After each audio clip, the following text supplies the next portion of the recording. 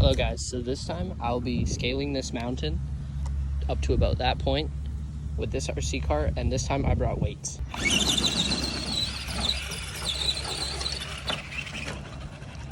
Test 2, 3 pounds.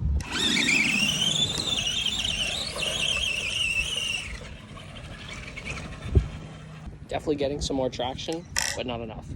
Test 2, 5 pounds.